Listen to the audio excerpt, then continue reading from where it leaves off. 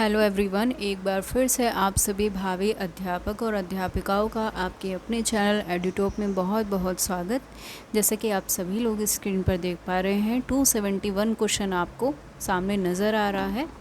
तो ये हमारा जो है आपका पेपर 1 है, वर्तमान भारतीय समाज और प्रारंभिक शिक्षा DLED सेमेस्टर 2 का। और ये जो आपकी राजन की सीरीज़ है बिल्कुल न्यू है, चाहे तो आप मैच कर सकते हैं। बिल्कुल न्यू सीरीज़ मैं आपको यहाँ पर करा रही हूँ।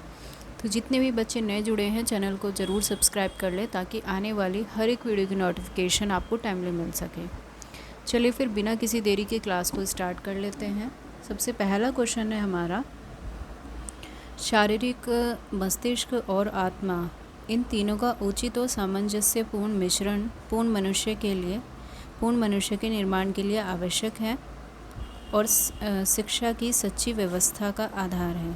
देखो, शरीर, मस्तिष्क और आत्मा तीनों को महत्वपूर्ण माना है किसने?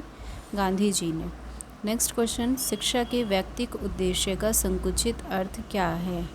आत्म अभिव्यक्ति अथवा बालक की शक्तियों का सर्वांगीण विकास करना ही शिक्षा का संकुचित अर्थ है। नेक्स्ट है, अनौपचारिक शिक्षा क्या होती है? Informal education. तो अनौपचारिक शिक्षा बिना प्रयास, आडंबरहीन, अव्यवस्थित, आकस्मिक, सर्वत्र, सभी स्थितियों, परिस्थितियों, अवस्थाओं एवं सभी व्यक्तियों के द्वारा दी जाती है। ठीक है, इसका कोई निश्चित समय नहीं होता कि आपको स्कूल जाना है, वहाँ पर आपका फिक्स टाइम है, ऐसा कुछ भी नहीं है। जो भी आप अपने आसपास से ज़िंदगी भर सीखते रहते हैं वही सब आपका अनौपचारिक शिक्षा में आता है। नेक्स्ट क्वेश्चन है, दूरस्थ शिक्षा के कितने घटक हैं? जो दूरस्थ शिक्षा है, मुक्त शिक्षा, मुक्त अधिगम या फिर पत्राचार शिक्षा आती है इसमें। नेक्स्ट क्वेश्चन, पत्राचार शिक्षा का माध्यम क्या है? अब देखिए, जो पत्राचार शिक्षा का माध्यम है वो है मुद्रित शिक्षण सामग्री, जो कि डाक के माध्यम से छात्रों को प्रेषित की जाती है। ठीक है। नेक्स्ट क्वेश्चन है, वैदिक कालीन शिक्षा से क्या तात्पर्य है?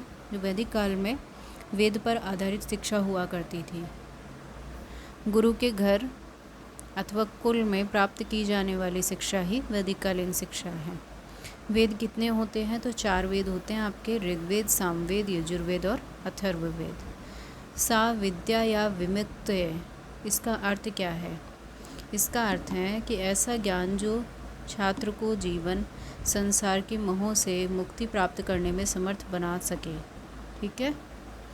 नेक्स्ट क्वेश्चन है, प्राचीन भारतीय शिक्षा प्रणाली को गुरुकुल शिक्षा क्यों कहा जाता है? यह शिक्षा गुरु के घर या कुल में प्राप्त होती थी, इसी कारण इसको क्या कहा जाता था? गुरुकुल शिक्षा। आपने देखा होगा गुरुकुल में जाना पड़ता है शिक्षा ग्रहण करने के लिए। ठीक है, और फिर आपको वहीं रहना पड़ता है, इतने आपकी शिक्षा कंप्लीट होती है। स्कूल वाला सिस्टम वहाँ पर नहीं है कि आप डेली चले गए और डेली अपने घर आ गए। नेक्स्ट क्वेश्चन है, प्राचीन काल में एक वेद के ज्ञाता को क्या कहा जाता था? तो कहा जाता था स्नातक। और 2 वेद के ज्ञाता को वसु कहा जाता था। ठीक है, और शायद 4 वेद के ज्ञाता हैं आदित्य। 4 या 3 में दोनों मुझे थोड़ा सा डाउट है, एक बार आप देख लेना इसको। आगे बढ़ते हैं। नेक्स्ट है 281 क्वेश्चन, किसने शिक्षण प्रक्रिया के 3 अंग माने हैं?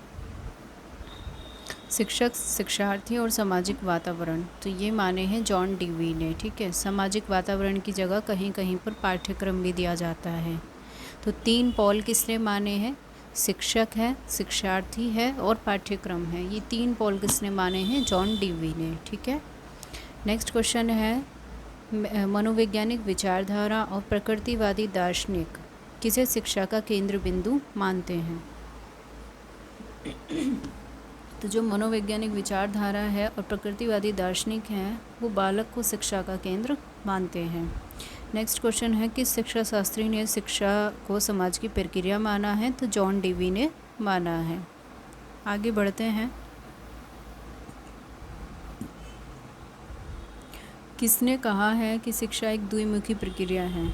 तो 2 पोल किसने माने हैं? जॉन एडम्स ने। और 3 पोल किसने माने हैं? जॉन डीवी ने। ध्यान रखिएगा। किसने शिक्षा को त्रिमुखी प्रक्रिया माना है? जॉन डीवी ने। देखिए, सेम क्वेश्चन अभी मैंने आपको बताया।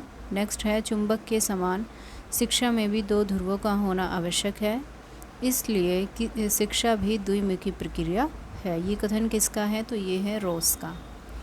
नेक्स्ट है, शिक्षा प्रक्रिया को कितने भागों में विभक्त किया गया है? तो 3 भागों में बांटा गया है शिक्षण प्रक्रिया को। शिक्षा का सर्वश्रेष्ठ उद्देश्य तथा कार्य मानव प्रकृति और चरित्र को प्रशिक्षित करता है। जो शिक्षा का सर्वश्रेष्ठ उद्देश्य है तथा कार्य मानव प्रकृति है तथा चरित्र को प्रशिक्षित करता है, ये कथन किसका है? तो ये कथन है प्लेटो का। ठीक है। नेक्स्ट क्वेश्चन, समाज विहीन व्यक्ति कोरी कल्पना है, ये कथन है रेमंड का। बहुत बार पूछा जाता है ये स्टेटमेंट। शिक्षा हमारा जन्म सिद्ध अधिकार है, ये है पेस्टोलॉजी का कथन। पौधों का विकास कृषि के द्वारा और मनुष्य का विकास शिक्षा के द्वारा होता है, ये है जॉन लॉक का। आगे बढ़ते हैं। शिक्षा में अध्यापक और शिक्षार्थी के साथ साथ पाठ्यक्रम भी सम्मिलित किया जाता है, क्योंकि पाठ्यक्रम के अभाव में शिक्षा कार्य पूर्ण रूप से नहीं हो सकता। बिल्कुल, अगर आपके पास मटेरियल ही नहीं होगा कुछ पढ़ाने का तो शिक्षण कार्य कैसे कंप्लीट होगा? तो ये कथन किसका है? जॉन डेवी का। मानव जीवन के कौन से 2 पक्ष हैं? तो एक तो है सामाजिक, दूसरा है सांस्कृतिक। नेक्स्ट क्वेश्चन, विद्यालय में प्रवेश के समय कौन सा संस्कार किया जाता है? तो ये किया जाता है बिस्मिल्लाह संस्कार, लेकिन ये किस में होता था? मुस्लिम काल में। ठीक है। इसमें जब बच्चा 4 वर्ष 4 माह और 4 दिन का होता था तब ये किया जाता था। ये चीज़ बहुत बार पूछी जाती है, 4 वर्ष 4 माह और 4 दिन। नेक्स्ट क्वेश्चन, किस शिक्षा शास्त्री ने कहा है कि शिक्षा मनुष्य को पार्श्विक प्रवृत्तियों से ऊंचा उठाने का कार्य करती है? तो ये बात कही है अरस्तु ने। आगे बढ़ जाते हैं। इवोल्यूशन ऑफ एजुकेशन थ्योरी नामक पुस्तक के लेखक कौन है? तो ये हैं जॉन एडम्स। जॉन एडम्स ने शिक्षा के 2 स्तंभ कौन कौन से बताए हैं? तो एक तो उन्होंने बताया है अध्यापक, दूसरा छात्र। ठीक है। लेकिन जॉन डेवी ने 3 बताए हैं, जिसमें उन्होंने तीसरा पोल पाठ्यक्रम को माना है। नेक्स्ट क्वेश्चन है, शिक्षा की प्रक्रिया में समाज का महत्वपूर्ण स्थान होता है, ये कथन किसका है? तो ये कथन है जॉन डेवी का। जो भी समाज को महत्वपूर्ण मान ले, समाज के बारे में सबसे ज़्यादा जॉन डेवी ने कहा है। नेक्स्ट है, यह कथन किसका है कि शिक्षा वह प्रक्रिया है जिसके द्वारा बालक की जन्मजात शक्तियाँ बाहर प्रकट होती हैं? तो ये है फ्रॉबेल का। ये कथन किसका है कि शिक्षा आंतरिक जीवन और बाह्य संसार के बीच समन्वय स्थापित करने की प्रक्रिया है?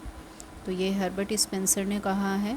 फिर से कथन है, शिक्षा व्यक्ति की शक्ति का, विशेष रूप से मानसिक शक्ति का विकास करती है, जिससे वह परम सत्य, शिव और सुंदर के चिंतन का आनंद उठा सके।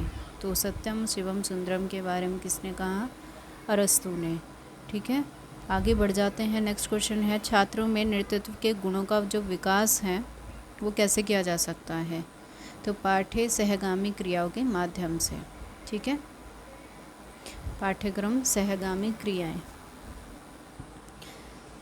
नेक्स्ट क्वेश्चन, जीवन की भांति, जीवन की तरह ही शिक्षा का उद्देश्य भी व्यक्तित्व का उन्नयन करना है, व्यक्तित्व को ऊंचा उठाना है। ये कथन किसका है? तो ये है रोस का। एजुकेशन वैल्यू नामक पुस्तक के लेखक कौन है? तो प्रोफेसर बागले हैं। सामाजिक कुशलता का विकास शिक्षा का उद्देश्य किसने माना है? तो ये माना है जॉन डेवी ने। देखिए यहाँ पे भी समाज की बात की गई है, जहाँ भी समाज की बात होगी वहाँ पर जॉन डेवी ही उसका आंसर होगा। समाज सेवा से आत्मा का विकास होता है। समाज की अगर आप सेवा करेंगे तो आपकी आत्मा का विकास होगा, ऐसा किसने कहा है? ये रस्क ने बोला है। व्यक्तित्व का विकास सिर्फ सामाजिक वातावरण में ही होता है। जो हमारा व्यक्तित्व है उसका विकास सिर्फ और सिर्फ कहाँ होगा? सामाजिक वातावरण में। तो ये कहा है टीपी नन ने, ध्यान रखिएगा। ठीक है। अभी मैंने आपको बताया था समाज से जुड़ा हुआ ऑलमोस्ट जो आंसर होगा जॉन डेवी। ठीक है। लेकिन दोनों में थोड़ा सा फ़र्क है, स्टेटमेंट में ध्यान से पढ़ लीजिएगा। नेक्स्ट क्वेश्चन है, व्यक्तित्व की व्याख्या सिर्फ सामाजिक संदर्भ में ही की जा सकती है। ये कथन है J.M. बाल्डविन का। शिक्षा एक अर्थपूर्ण और नैतिक प्रक्रिया है, यह कल्पना ही नहीं की जा सकती कि यह उद्देश्य विहीन है। तो ये कहा है रिवलिन ने। क्लियर है भाई यहाँ तक सभी को? नेक्स्ट क्वेश्चन हमारा, समाज श्रेष्ठ, समाज व्यक्ति से श्रेष्ठ है। व्यक्ति से ज़्यादा श्रेष्ठ समाज को माना गया है। किसने? हीगले ने। रूसो का जन्म कब और कहाँ हुआ था? तो 28 जून 1712 में जेनेवा में हुआ था। सत्यम शिवम सुंदरम किस दर्शन का आधार वाक्य है? तो ये है आदर्शवाद पर। ठीक है, आदर्शवाद की आचार मीमांसा।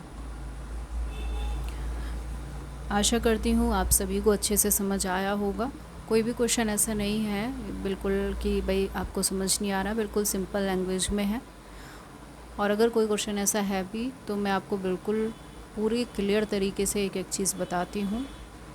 तो आपसे यही आशा है कि आगे भी आप इसी तरीके से अपना प्यार हमें देते रहेंगे और चैनल पर बने रहेंगे। और जिस भी सोशल साइट पर आप लोग हैं, चैनल को ज़्यादा से ज़्यादा शेयर और सपोर्ट कीजिए, ताकि हम लोग भी आपके लिए एक बेहतर मटेरियल प्रोवाइड करा सकें और आपके लिए बहुत ज़्यादा हेल्प करें। ठीक है भाई। और एक चीज़ और आपको इन्फॉर्म कर दूं मैं, जितना टाइम आपको सेमेस्टर 1 के लिए मिला है, सेमेस्टर 2 के लिए उतना नहीं मिलने वाला है। तो प्लीज़ आप लोग अपनी पढ़ाई पर पूरा फोकस रखिए इस टाइम। जितनी भी क्लासेस आ रही हैं उनको ज्वाइन करिए। बस आपको क्या करना है, आपको अपने कानों में ईयरफोन लगाना है और उसको सुनते जाना। अगर आप सुन भी लेते हैं ध्यान से तो उससे भी आपका काम चल जाएगा। ठीक है। बाकी जो चीज़ें जैसे सन है या फिर कोई स्टेटमेंट वाला क्वेश्चन है वो आपको लिखने की थोड़ी ज़रूरत पड़ेगी। बाकी कुछ भी ऐसा टिपिकल नहीं है। और देखिए, जो बच्चा नहीं पढ़ता है रेगुलर तो उसको तो हर चीज़ टिपिकल लगती है, राइट। कितना भी जीनियस माइंड बच्चा क्यों ना हो, अगर वो रेगुलर नहीं पढ़ेगा तो वो भी एक दिन ज़ीरो हो जाएगा। ये एक सच्चाई है। तो अपनी पढ़ाई में रेगुलरिटी बनाए रखिए, नियमित रूप से पढ़ते रहिए। जिस तरीके से क्लासेस प्रोवाइड की जा रही हैं चैनल पे, सभी क्लासेस देखिए, उसको पढ़िए, फिर रिवीजन कीजिए। और जिन बच्चों को, इवन सभी के लिए कहना चाह रही हूँ, अगर आपको टेलीग्राम पर PDF चाहिए तो एक तो आप टेलीग्राम चैनल को ज्वाइन कर लें, लिंक मैं डिस्क्रिप्शन बॉक्स में दे दूँगी। दूसरी चीज़, अगर आपको चाहिए PDF तो आप लोग मुझे मैसेज कर सकते हैं कमेंट बॉक्स में। ठीक है, मैं आपको PDF शेयर कर दूँगी टेलीग्राम पर। चलिए फिर मिलते हैं नेक्स्ट क्लास में। तब तक के लिए सभी को have a good day, bye bye, thank you so much.